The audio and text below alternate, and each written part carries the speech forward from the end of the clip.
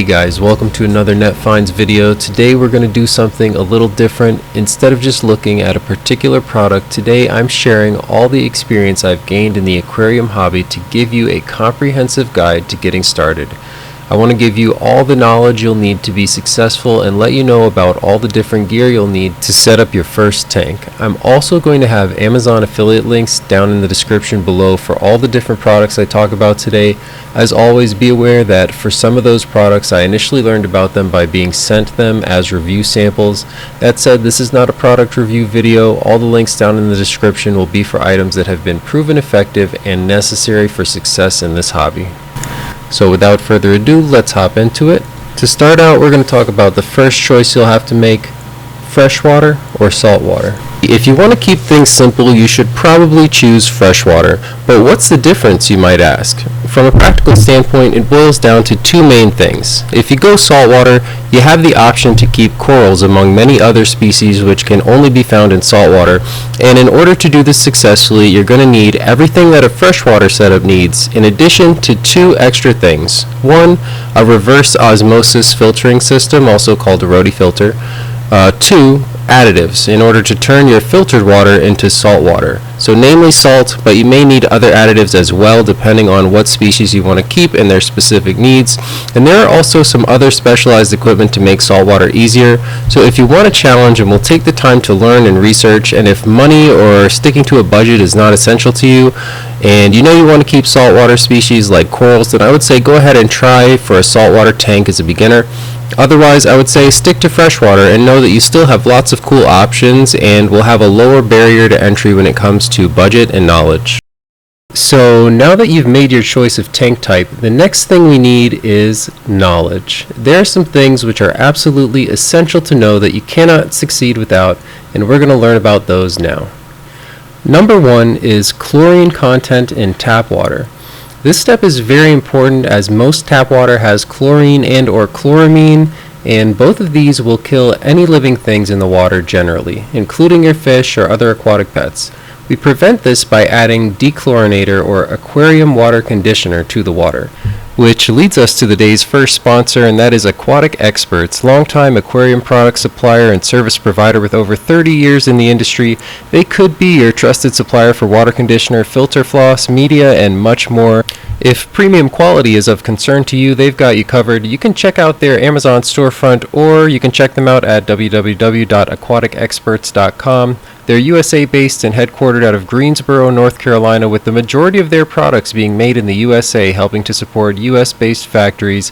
They've currently got offerings on Amazon.com for their Tank First water conditioner, highly concentrated. Just a little bit of this goes a long way. You can treat up to 25 gallons on a mere 2.5 milliliters or half a cap full, safe for freshwater and saltwater tanks. Check out the links in the description for that one. They've also got a variety of filter media and floss products to help keep your water crystal clear, clean, and without the harsh odors, which can often be associated with lesser maintained tanks. Check out Aquatic Experts, the brand for fish keepers who care. And as always, if you do choose to check them out through my posted affiliate links and decide to make a purchase, you'll also be helping to support NetFindz, bring you more great content in the future. So why not take the best possible care of your aquatic pets with exceptional products from Aquatic Experts? And there will be links for all these necessary items down in the description below. You add a small quantity of this per the instructions to the amount of water you need for your tank and give it about 15 minutes generally to have accomplished its effect. You can also dechlorinate water by leaving it out for a couple of days in an exposed container, though I find this method may be less reliable, but it still may be useful to you in a pinch to know that it is an option. So number two is an understanding of the nitrogen cycle, also sometimes talked about with other names like cycling your tank or having a seasoned tank, etc. But these mainly all refer to an actual scientific cycle which you should have a fairly good understanding of, as the better you understand this, the more success you will have with your tank, whatever you choose to put in it. To understand the nitrogen cycle, there are a few things we should consider. For starters, fish live and breathe the same water that they poop in. This is key to the nitrogen cycle. When we talk about the nitrogen cycle, we're basically talking about the cycle whereby this fish waste gets processed in the water so that it does not poison them when they then try to breathe in that same water. Since they exist in a small amount of water in aquariums, we have to take special considerations to make sure we help this cycle to flourish so that our fish do not suffocate in their own poop. There will be a link in the description from another YouTuber who goes more into scientific detail on the nitrogen cycle, but I will cover the basics in simple terms and make sure you understand the keywords you need to know and what they're relevant for.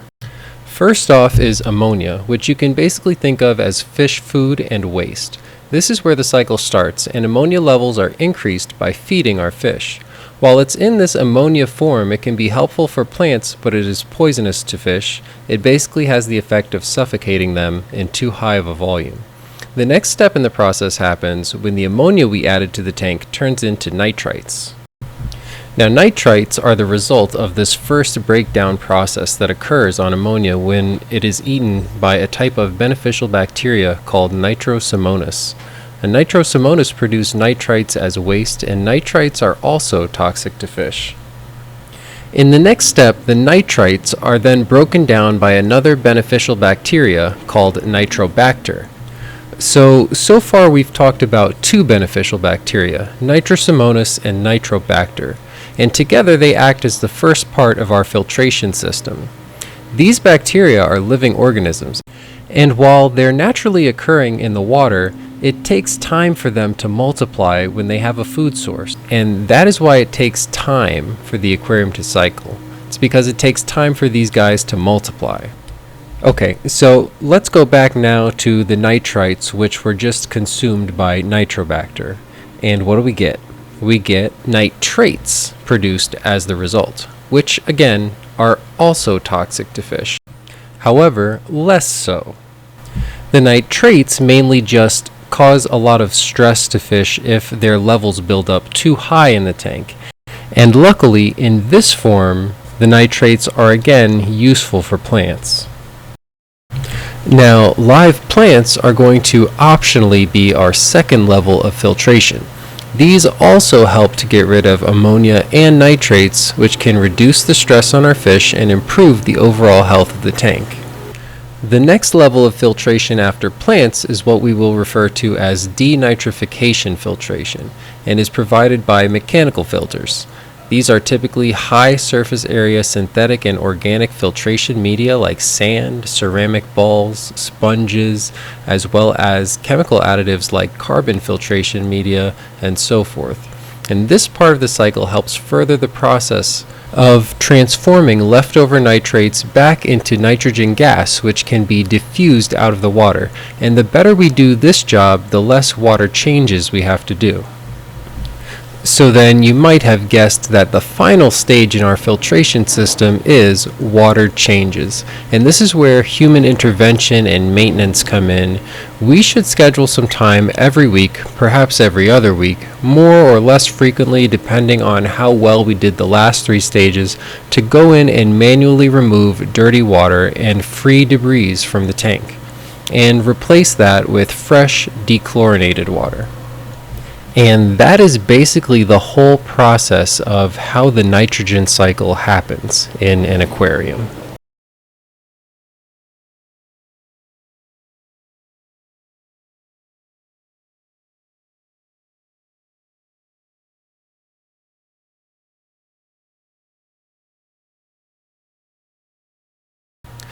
Okay, so how do we get this process started in our new fish tank? It's actually very simple. We have two options. We can either do a fish in or a fishless cycle, and in either case, first we set up our tank, decorate it, add plants if desired, and all our items that we will use ultimately. Then we add water, and we make sure that it's dechlorinated or conditioned water. Next we add ammonia to our aquarium, which starts the process of getting those beneficial bacteria to grow. Hopefully we've already installed lots of filtrating surfaces for those bacteria to inhabit and grow on. We turn on our equipment and then we give the tank time. Generally 6 weeks is sufficient to have a fully cycled tank, provided you're continually dosing it with an ammonia source, just adding a little bit of ammonia every day. Now your ammonia source could be pure ammonia, or it could be little bits of fish food, or it could come from fish themselves in the case of a fish in cycle. The only difference here is that if you choose a fish in cycle, you will need to use a product which helps to make this process much faster, like Tetra Safe Start, which is the one I would recommend, or Seachem Stability, links in the description.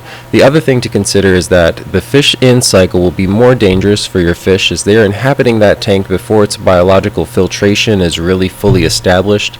It needs close monitoring, and you may have to do emergency water changes or things of that nature to prevent your fish suffering or dying when ammonia, nitrate, and nitrite levels get too high. With the fishless cycle, you establish the tank's bacterial growth without any fish inhabiting it, and it's what I would recommend for the least stressful version for you and for your fish as well. If you want to be extra safe about it, you can begin the tank with a fishless cycle, and then when you're ready to add your fish, you can still buy a bottle of Tetra Safe Start and add that to the tank along with them. This is what I chose to do personally for my last tank setup, and I found that it worked very well. Either way, however you choose to go about it, you'll know your tank is fully cycled when your test strips come back with 0 ppm readings for ammonia, nitrate, and nitrite, even though you're still regularly dosing the tank with ammonia or adding fish food, etc.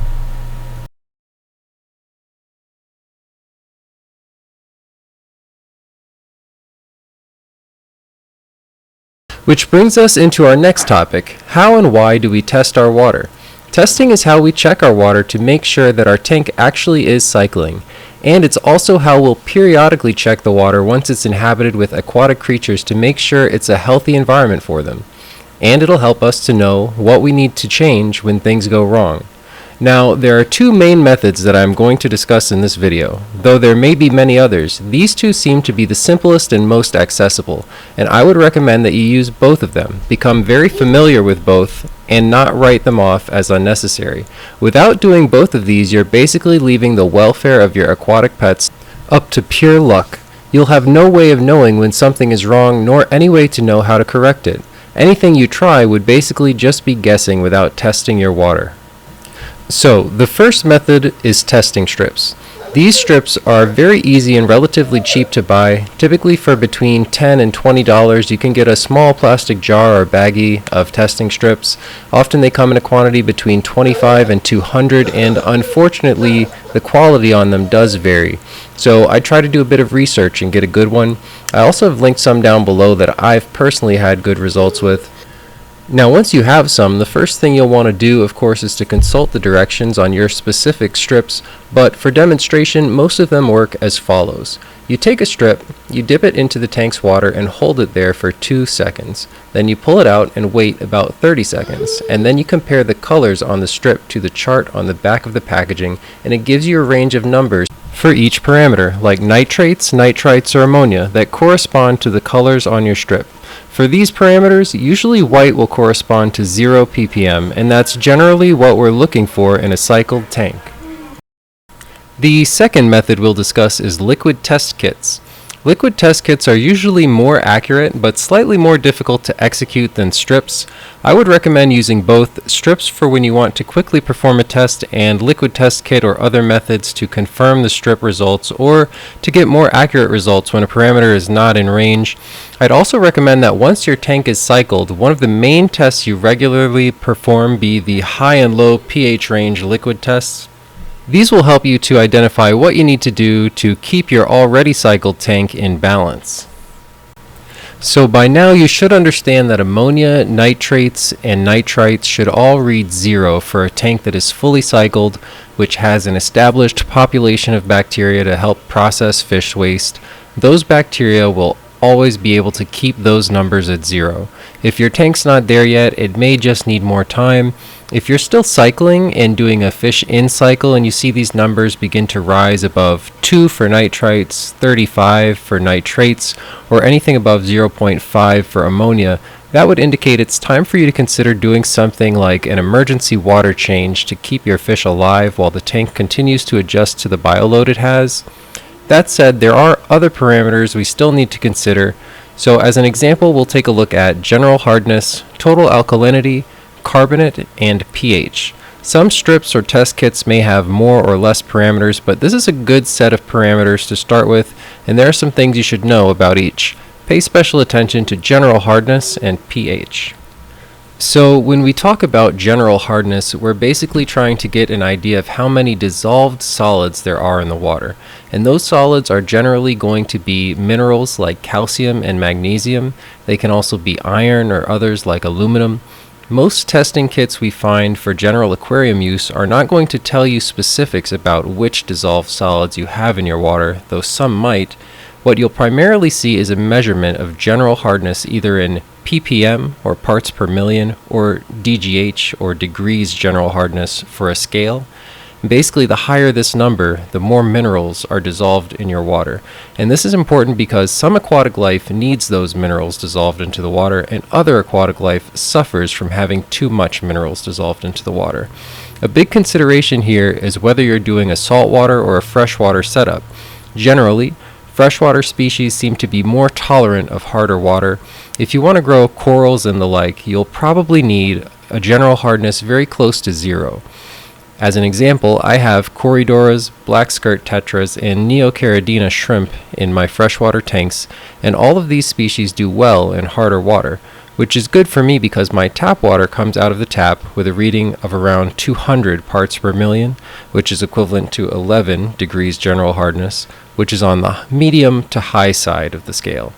If you have tap water like mine and you want to do a saltwater tank or keep species that don't do well in hard water, you'd have to either purchase water like distilled water from the store and prepare it for your tank, or have a special filter like a reverse osmosis filter to remove the dissolved solids out of the water before putting it into your tank. Important to note here is that there's not one perfect number for general hardness. It really depends on the specific species you want to live in your aquarium, and you should try to research each one and make sure that you have access to water that will work for them before you introduce them to your tank. You don't want to commit to caring for something only to find out that you don't have the means to keep them healthy. Next up is pH, which you might remember from high school chemistry class, and yep, that's exactly what we're talking about here.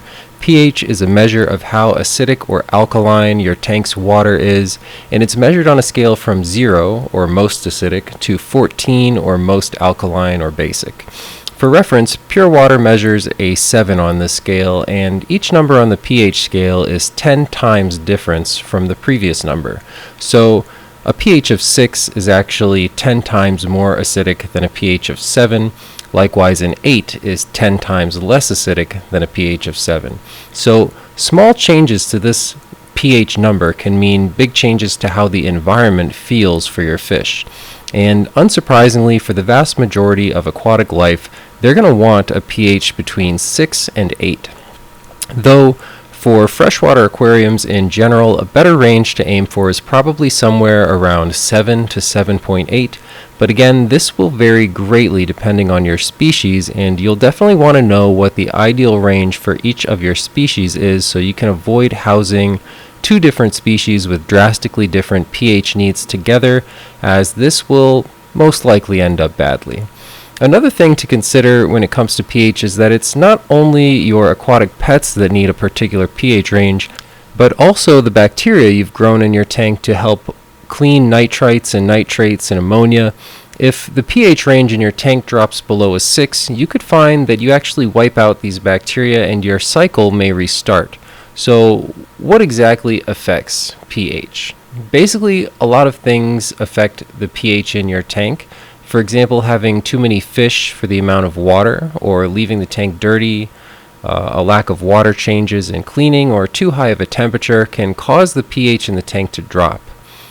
Likewise, plants and aragonite, which is crushed coral basically, comprised mostly of calcium carbonate, which is an additive for tanks, as well as uneaten food, can increase the pH level. The natural tendency in a fish tank is for the pH to slowly drop as waste accumulates and minerals like calcium carbonate are depleted in the water. One of the best ways to combat this is by doing regular water changes. The other way we'll talk about when we cover alkalinity next. In the aquarium hobby, you'll see references to total alkalinity, carbonate hardness, or just carbonate. And they're all basically talking about the same thing, just slightly different takes on how to measure it. And what that is basically is alkalinity. And when we talk about alkalinity, what we're really talking about is the water's ability to keep a stable pH. And what allows water to do this is primarily the presence of carbonate and bicarbonates in the water. In general terms, when we're looking at test results for this parameter, we want to see in the 50 to 200 ppm range or the 3 to 12 degrees carbonate hardness or DKH range. But again, this will also depend on the species that you keep, since different species prefer different pH ranges. So how would you actually impact this number if you're outside your desired range? Well, I think the best way is going to be by adding in crushed coral, also known as aragonite, which is sold in fish stores. You can add this by putting some in a little mesh bag and then just letting that sit inside your fish tank. You could also mix it in with your substrate. An alternative method would be to dose the tank with small amounts of baking soda, but I far prefer the bag of crushed coral, being a bit more natural and also much easier to remove if you find your tank pH increasing more than you want it to. The reason these work is that all of them are basically made up of calcium carbonate, which dissolves in the water and raises pH, which fights the tank's natural tendency for the pH to drop over time. So now that we've covered test parameters, when should you test? I think personally the best method is to test regularly. Once or twice a week is probably fine, just to check up on everything and make sure your parameters are staying in range, as while sometimes you may have clues to indicate when something is off, in other circumstances you might not have any idea that a parameter is getting out of range until it's too late and you suffer a casualty in your tank. The next topic to discuss is fish diseases. Yes, believe it or not, your fish can get sick just like you and me, and unfortunately, while it's often easy to tell if a person is sick since we know to look for certain signs like coughing or sneezing, a runny nose, or a fever, we won't generally be sure what to look for in a fish being new to this hobby, so let's discuss some signs of possible illness in your fish. You want to look for things like parasites on the fish's body, white or red or yellow spots, lesions or ulcers, enlarged eyes, a swollen body, flaky scales or loose skin, rapid breathing, floating near the surface, fish appearing stiff, having its fins held close to the body, changes in the fish's coloration, fungus or moldy looking substances on the fish's body, them being unable to swim in their regular orientation. They look like they can't keep their balance or control their depth. Damaged fins, eyes or mouth. Overactive pacing of the tank, rubbing against or running into hard surfaces. These are all signs that something could be amiss with your fish. So what do you do if you notice some of these signs in your fish? Well, firstly, don't panic. Sometimes a fish may display some of these signs without there necessarily being anything wrong. But what you'll want is to have a way to confirm what these symptoms are, and what I would recommend is getting familiar with your resources. For example, you could get a book on fish diseases for this purpose, such as the Handbook of Fish Diseases by Dieter Untergasser, link in the description below. That can be helpful, as this book is full of flowcharts which will guide you through the process of diagnosing your fish. But also, these days, the internet is truly a wonderful resource. There are bound to be communities online dedicated likely to your specific type of fish, and it's often possible to find people with much more experience who are willing to help guide you towards the right answer as well. There are even useful charts and websites online which have tools to help diagnose fish problems. I've provided a link for a simple one which has a very basic diagnostic tool along with an image called the Aquarium Disease Mat, which is also a bit like a flowchart to show some common symptoms and the associated illnesses for them. So don't be afraid to use these resources to help your fish, and for me the idea here is not to be limited by any particular set method or set resource, but really just to explore what's available and seek out the information that you need, as these days the internet is absolutely full of relevant details as well as anecdotal examples and even people who can be a direct source of knowledge to you. But by far the most important thing to remember here when talking about fish illness is that prevention is going to be your best bet in keeping your fish healthy, and the way you prevent 99% of fish illness and disease is by, number one, keeping a clean tank with the proper water parameters, not letting old food or dead fish rot in the tank, removing possible sources of parasites quickly, performing regular water changes and testing to ensure parameters in the tank are optimal for your fish's health. And number two, trying to reduce stress on the fish, as stress greatly weakens a fish's immune system and makes them more susceptible to illness. And common stressors for fish are things like overcrowding, incorrect temperature, excessive handling, toxins in the water, poor nutrition, and being kept with predator species or with insufficient cover for them to feel secure. Also a lack of oxygen in the tank. And that last one you can often take care of just by adding an air stone or something to agitate the water surface a bit. Which is going to bring us to our next topic, and that is tank sizing and bioload. How do you know how many fish you can have in your tank? Well, generally speaking, it's going to be a ratio of the number of fish at a certain size to a given amount of water with a given amount of filtration. So to make this as simple as possible, for beginners, I'm going to recommend looking at a fish stocking calculator. And I personally recommend AQQA, which is what I've used personally and found to be reliable and relatively easy to make sense of. There's a link down in the description below, but it's AQadvisor.com, and basically what you're going to do here is input the size of tank you have, the type of filters you're using, or in case they don't have your exact filter, you choose one that is similar, and then the number of specific different species of fish that you want to add and how many of each.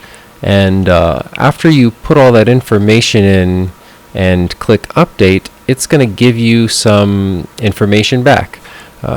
For my example, I'll select a 30 by 12 by 18 inch tank size with a Fluval 206 canister filter, as that's the closest thing they have to my Fluval 207. Then I select that I want to put in 6 black skirt tetras and 7 albino corridoras, and it lets me know that I have a 166% filtration capacity and I'm 71% stocked. So I can still put in species that represent 29% of what I currently have without overextending my filtration. It also gives me some extra information like temperature and pH range values, as well as hardness and a recommended weekly water change, volume of 18%. And that's awesome. Tools like this make this whole process very simple and straightforward. That said, while I find this tool to be pretty reasonable and reliable, definitely make sure you double check this information for your particular species. Like, for example, the pH range it gave me is 5.5 to 7.5, but really I personally would aim for a 7, so that number they gave me is not super useful, nor is the 1 to 15 degrees general hardness range. So while these numbers are a basic guideline, you'll want to do a bit of additional research to dial them in to exactly what you're going to aim for your fish. Most important is just to have enough filtration to perform sufficient regular water changes and try to have a stable goal for temperature and parameter test values to aim at, as fish tend to like their environment to stay fairly stable. Next, we're going to briefly discuss breeding and live bearers, which is another very important factor to consider when you're starting up an aquarium. Will the aquatic life you put into the aquarium be likely to reproduce? How will they reproduce? How often and how much offspring will they have? And are you going to be able to support that amount of extra life in your tank? So, if you're just starting out with a basic aquarium and you want to avoid a situation where your fish are overpopulating their tank through excessive breeding, a good general recommendation is to avoid getting live bearing fish. That is fish who do not lay eggs but rather give birth to live young, as these fish, like black mollies for example and guppies, tend to be pretty prolific, and you could easily find your tank overpopulated with them in a short period of time. A safer bet then would be something that lays eggs, as with a lot of fish species what happens with the eggs is if effort isn't taken to remove them from the tank when they're laid, then often either the parents or other fish will eat those eggs, and this prevents you from having an overpopulated tank. On the other hand, you may want some of your aquatic life to breed, either because you want to sell or trade the stock, or just because you personally like the challenge and to see the little babies grow, as they're very cute and fun in some instances. Here's some footage from my shrimp tank, which just recently spawned some baby Neocaridina shrimp, and not exaggerating, I was so excited to see these little guys for the first time. And the benefit for something like these little shrimp is that it really doesn't take much extra space or water to add additional shrimp like these, so they can sustain themselves pretty well with just the space they already have between my two tanks. One major consideration to take when breeding small critters like these little shrimp or even some live-bearing fish is that the type of filter you have may be an issue, as for certain species the babies may be small enough to get sucked up into the filter, and in the case of a hang-on back or canister filter, or most any filter with an impeller really, that's going to represent a risk to all your newborn aquatic life, which you can mitigate by putting a pre-filter sponge over the intake of the filter. Like for example in my shrimp tank here, I have a hang on the back filter with an impeller, but I have a pre-filter sponge over the intake, and that prevents my baby shrimp from being sucked up there and meeting an untimely end. But another and very common option for those who want to breed specifically is to use different methods for filtration which do not have this risk associated with it, like sponge filters or UGF, that's under gravel filters, which are powered entirely by air, and they don't have the same risk of sucking up your newborn fish and subjecting them to the horrors of the impeller. The next thing I want to talk about is commonly referred to as the cleaning crew, and what we're talking about here are types of aquatic life which do more than just add a waste to your tank. Like most fish, these particular species may actually help to keep the tank clean, sometimes by eating algae or other undesirable material. So what types of critters are considered cleaning crew? Well, shrimps, for one, are an excellent addition as a cleaning crew member, as they mainly eat algae and waste. They eat dead plants and animal life. They eat fish poop. They eat pretty much anything dead, so they're great at cleaning up. But there are many other types. Snails, for example, can be a part of the cleaning crew. They may primarily help to clean biofilm and algae from the tank glass. There are even fish which fall into this category. A very common one would be the bristlenose pleco. There are also Siamese algae eaters. So all these creatures are those that help to clean up the tank and get rid of basically algae and debris. Just be aware that when it comes to talking about the cleaning crew, often these species are a bit of a mixed bag. Some do a much better job of actually keeping things clean than others, and all of them generally also have their own waste products associated with them. Let's take bladder snails for example. They certainly help clean up around the tank in regards to biofilm and algae. However, they also breed excessively, and they pollute the tank with their own droppings, which can cause them to be seen as more of a pest than as a cleaning crew member. That said, they also serve another purpose, which is food. Some fish can eat them directly from their shells. For other fish, you can scoop up bladder snails and crush them up, and once they're crushed up, the fish will gladly eat them in this form. I regularly do this for my Corydoras, and they seem to really enjoy it. Overall, just be aware that the aquarium has a lot of potential for symbiotic and other beneficial and harmful relationships where you may keep a certain plant or crustacean or fish who benefits some other species in the tank or who harms some other species in the tank. Some plants, for example, help encourage breeding in certain species of fish or provide food, and certain animals can help clean up waste from other animals. Similarly, it's important to be mindful that some species will not work together. Some fish are too aggressive to be kept in a community setup with other species. A good example of this would be like some puffer fish who would eat other fish in their tank. Silver dollars are a type of fish that is known to eat aquarium plants and make it very difficult to keep the plant species that you want without them being harvested for food. So just do your research and be aware that there may be unintended consequences to adding a new species to your tank.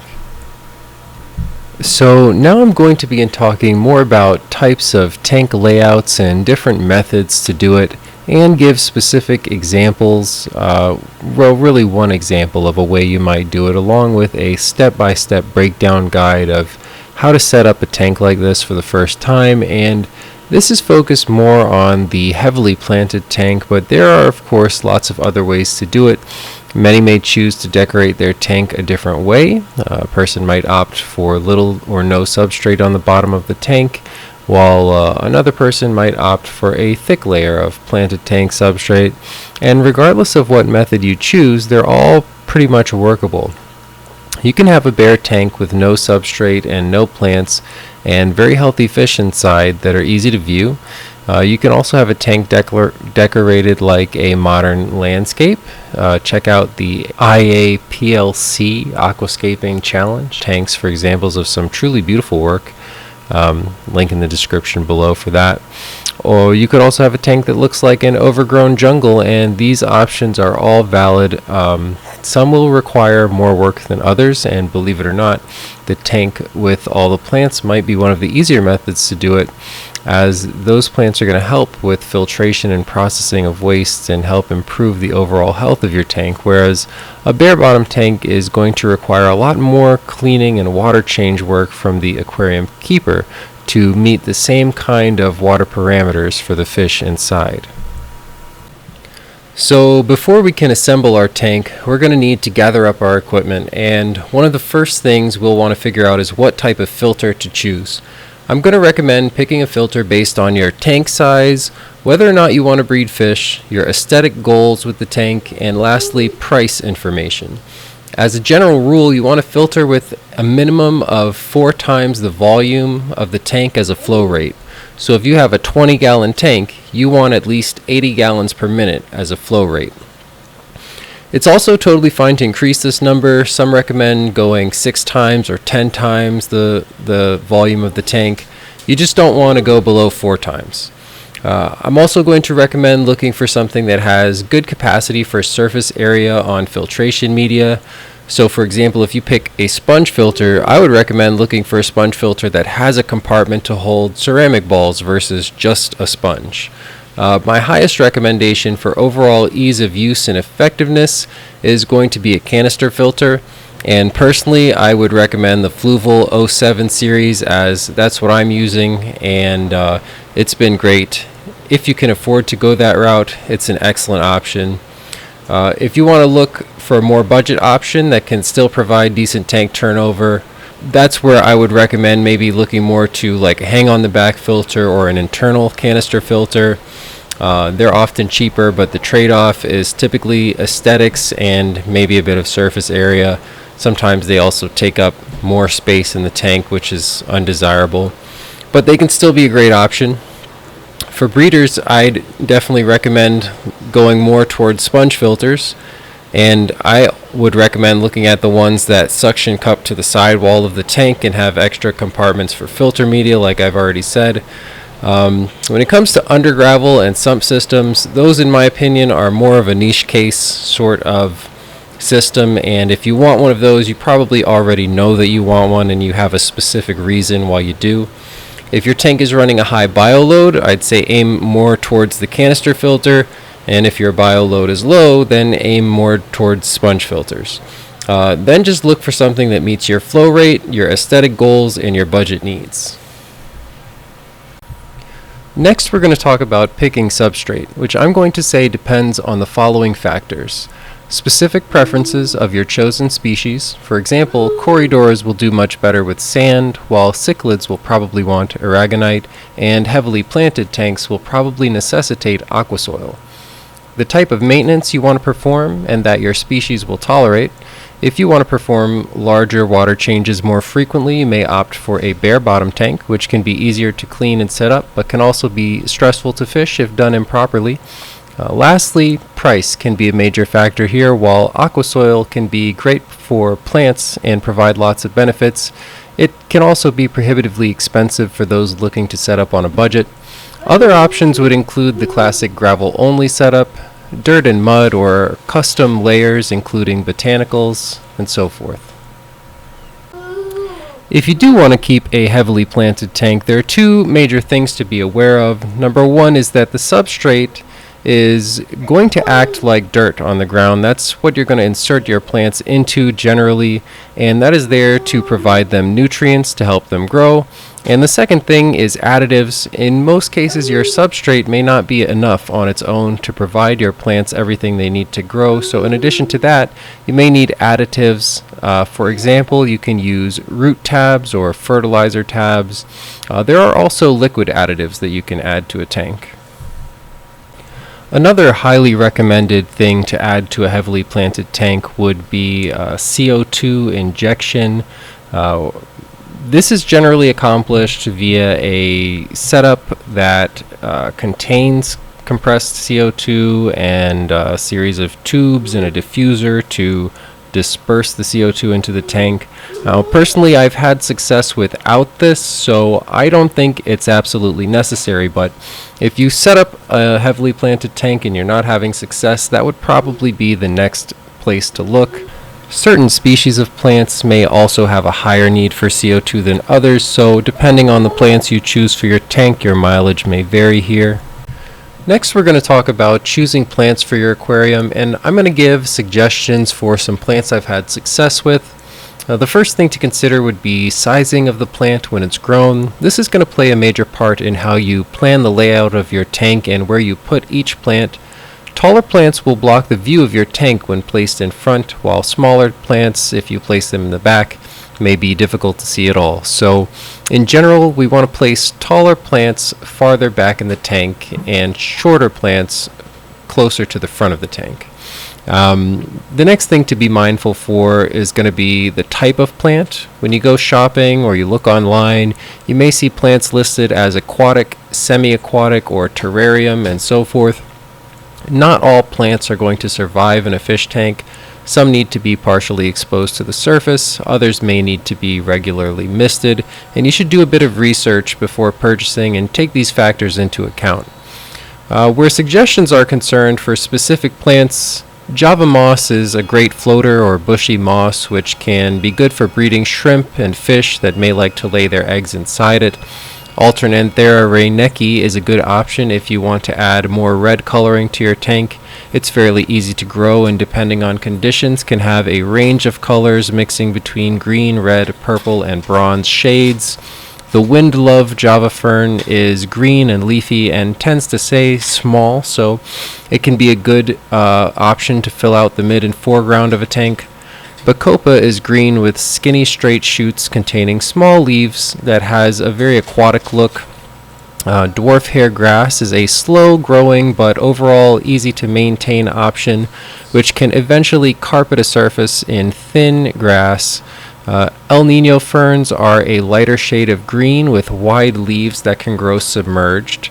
The Anubias barteri is good if you want darker shades of green and wide waxy looking leaves.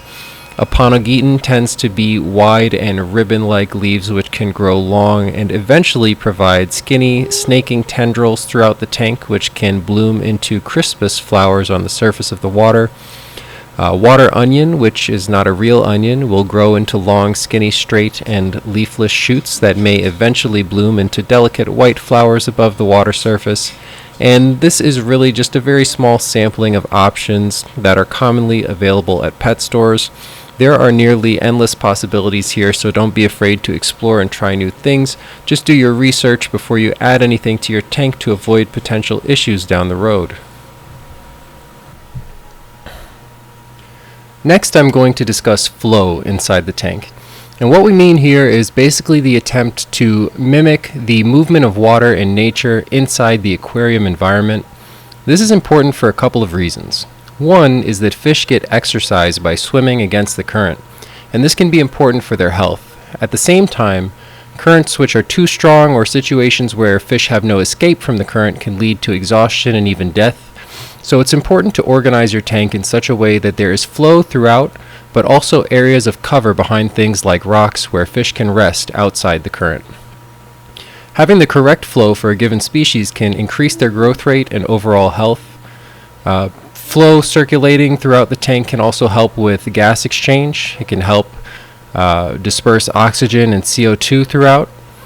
It can also reduce the buildup of biofilm on surfaces, which can be harmful to plants, though in the case of a shrimp tank, biofilm serves as a useful food. Current is also useful for circulating waste and particulates to help push them towards your filter intake. In the case of a canister filter set up with lily pipes, you can control flow by positioning the inlet and outlets on opposite ends of one side of the tank to create a circular flow around the tank perimeter.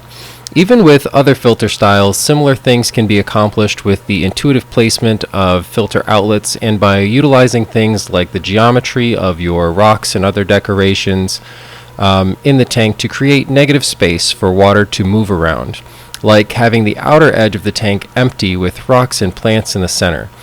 Designs like this can help funnel the water to where you want it to go.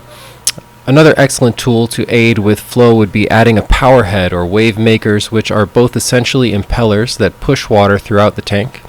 Though you have to be careful with these, make sure you buy one sized appropriately for the volume of water that you have, and make sure that access to the back of the impeller where water is sucked in is obstructed enough so that fish do not get pulled in and harmed. This is another area where pre-filter sponge or other materials can come in handy. For example, in my 29-gallon tank, I've opted for pre-filter sponge around the back of the wave maker, along with covering the pre-filter with some Java moss. And this turns the wave maker into a secondary filtering service where debris naturally collects and can be periodically cleaned out. Finally, we're going to get into the step-by-step process of building a tank, taking these principles into consideration. I've organized the process into a detailed list here, and I will attempt to guide through the setup. To start, we're going to select at least one species that we want to keep. I think this is a good starting point, as this is basically what your tank really is all about. It's a place for that particular fish or crustacean, whatever it might be, to live. And that's who you're setting this whole thing up for. It doesn't have to be just one, but you need at least one to start planning. A good idea next would be maybe to draw a picture or at least visualize what you want your tank to look like. Have an idea or a goal in your head to aim for as you get everything set up. This is going to help to guide you and get you back on track when things go off course. Next, select and purchase the tank. Once you do get your tank, make sure that you leak test it before going any further, and then empty the tank back out again. Also purchase the stand or surface you're going to put the tank on and make sure it's suitable for the size of tank that you have. Which brings us to the day's next sponsor, the brand YITAHOME on Amazon, who currently has a 4.5 star rated heavy-duty aquarium stand with an 880-pound capacity, integrated storage for supplies like a CO2 system or anything else you might need, an additional bottom level for a smaller quarantine or hospital tank, Guys, if I haven't mentioned it this far in the video, remember to quarantine your fish when you first buy them before introducing them to the rest of the community in case they've picked up illnesses along their journey. This aquarium stand is an excellent deal overall, currently listed at $169 on Amazon. If you're in the market for one, I would recommend checking it out as price and availability can fluctuate. If you're not looking for a stand this size, remember to check the description where there will be alternative options listed as well, but it's always good to start with more capacity than you need, especially where the stand that supports your tank is concerned. Remember, fish tanks are very heavy because water is very heavy. If you've ever been to a local pet store and scoped out prices on stands with these capabilities, you might know that they can cost 3 times as much or more. And please don't even consider purchasing like a cheap bookshelf or something from, whatever local furniture store to put a fish tank on, guys. Truly, regular furniture typically is not designed to support the weight of a fish tank. If it holds it at all, chances are it's going to bend or flex, and flexing glass under pressure is no bueno. That's no good. If you weren't in the know, now you are. Check out the links for this aquarium stand deal and relax knowing that your tank is safely supported. If you have a rimless tank, you'll also need a self-leveling mat to go between the bottom glass and the surface of your tank stand. Also make sure you have water conditioner and layout tools. Then, set up the tank and the stand and begin planning your hardscape if you want one. That would be your rocks and wood. You can start by purchasing these things or collecting them from the outdoors and preparing them. In the case of rocks and wood, make sure that rocks are aquarium safe.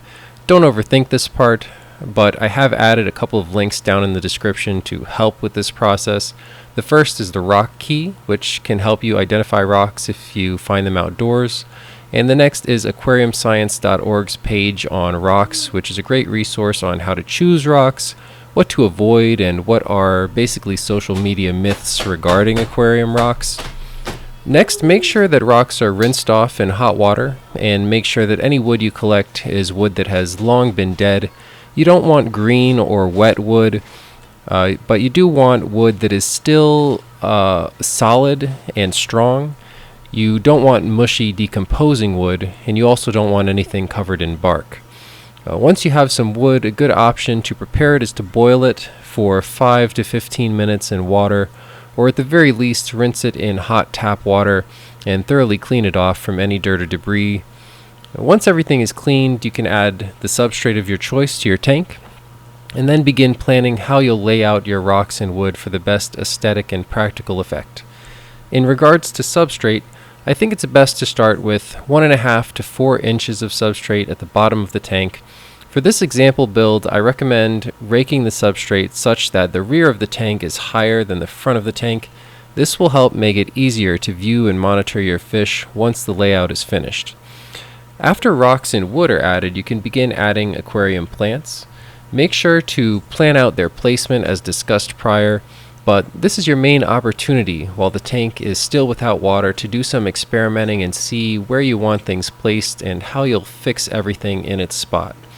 For this process, it's extremely useful to have CA or cyanoacrylate glue, basically super glue, and super glue is generally aquarium safe. Another useful item to have would be an aquarium safe putty epoxy. You can use JB Water Weld, but they also sell aquarium specific products. These generally come in a tube-like shape, and basically you tear off a piece and roll it around and fold it between your fingers to mix the constituents together, and it can then be used like a cement to help anchor rocks and other things in place. This can be very useful if you want to lay out rocks in a specific position, but it's difficult to get them to maintain their balance or to prevent there being a risk of rocks falling or other decorations falling, which can in some cases lead to broken glass or other major issues if care isn't taken. Make sure during this initial decoration process that you've taken into consideration building in areas for your fish where they can hide out of the open and feel secure. This is very important to many species. Once you have all your decorations in place, you'll want to add your filter and other equipment. Alternatively, you could start by laying out your equipment first, but either way, you'll have to perform a bit of trial and error to make sure that everything fits in place with each other. This would be a good time to set up lily pipes, heaters, wave makers, add in air stones and tubing and so forth. Once all the internal setup of the tank is done, you'll want to make sure all the external parts are in place and set up to be operational as well. Consider your lighting, external filters, cords and cable routing, pipes or air tubing outside of the tank. The placement of these devices and organization in your cabinetry or wherever else your layout is contained. Set up your backup power supply or UPS, which is a very highly recommended piece of equipment that I think all setups should have, as this can help keep your fish alive in the case of an extended power outage. Another big tip from me is if you have a setup with lots of different cords and plugs, get a label maker and attach a label to each one letting you know what the plug is for and which tank it goes to if you have multiple tanks. This can be a huge help when you're trying to perform maintenance down the road, to be able to deactivate things, to avoid safety issues when putting your hands into water where there may be electrical equipment turned on. Once all of that is done, you can finally add conditioned water. Now is a good time to test out your filter and turn on all equipment to make sure everything is operational. When all your equipment is set up and working properly, you can begin the process of cycling your tank. Optionally, at this stage, you could add fish if you're going to attempt a fish in cycle, along with a product like Tetra Safe Start. For this example, though, the recommendation is to start with just some fish food and add in a little bit of food every day or two, and periodically test the tank looking for your ammonia, nitrate, and nitrite levels. After about 1 to 2 months of this process, you should notice your levels of ammonia, nitrate, and nitrites drop to 0. And once they stabilize at 0, even though you're still dosing the tank with fish food or another ammonia source, you know your tank is cycled. Then you can finally add in your fish. For adding fish, make sure to slowly introduce them to the tank water. If you got the fish in a pet store and it came in a plastic bag, you can do this simply by letting the baggie with the fish sit inside the tank water for 5 to 10 minutes before releasing them into the tank. In the case of shrimp or other more sensitive species, it can also be useful to drip acclimate them, which is a process of placing them into a container and slowly adding tank water via a siphon from some tubing, drop by drop. That could take an hour or so before they become fully accustomed to the new water parameters. And that's just for safety, to prevent them from being shocked when they get into that new water. At this point, it's appropriate to say congratulations. You've now got a new aquarium. It's totally functional and it's up and running. There's nothing left to do now except enjoy it. Well, almost anyway. Remember that once your aquarium is set up, you now have the job of being it and its inhabitants' keeper. And that involves doing regular maintenance and testing on it. Ensure you keep your pets fed, but not overfed, and try to keep their environment in equilibrium in regards to temperature and water parameters. Research each species and care for them appropriately. There's no real general guideline for fish feeding. Each species has different needs, but an example for freshwater tropical community aquarium fish would be something like feeding them as much as they can eat in 3 minutes once every 2 days. Being responsible about this final step is going to help ensure that you have the best experience with your new hobby and your new pets. Starting guidelines for maintenance on a properly stocked tank would look something like doing a weekly water change, during which you also use a gravel siphon vacuum to clear out debris from the substrate, using a gentle sponge or toothbrush to clean debris and algae if desired from decoration surfaces and from equipment fittings, occasionally removing pre-filter sponges or other filter sponge media and gently rinsing them in the old tank water before putting them back. You may wish to trim overgrown plants and maintain your aesthetic by removing dead growth. You can also clean off your glass inside and out, as well as the rim and areas and other surfaces around your tank to maintain everything looking pristine if you want your aquarium to be something you enjoy looking at. Test your water parameters weekly and regularly monitor your aquatic pets to ensure their health and well-being. And lastly, just enjoy the microcosm of life that you've created. So that is going to wrap up this video, guys. If you stuck it out this far, thank you so much. Truly, I appreciate you taking the time to watch my content, and if you enjoyed it, feel free to leave me a like, write a comment, or subscribe to the channel. All of that is greatly appreciated, and remember that if you want to pick up any of the items discussed in this video, there are a ton of links and other information down in the description below. Some of those will help support the channel if you buy through them. Aside from that, have an awesome rest of your day and good luck in all your aquarium endeavors.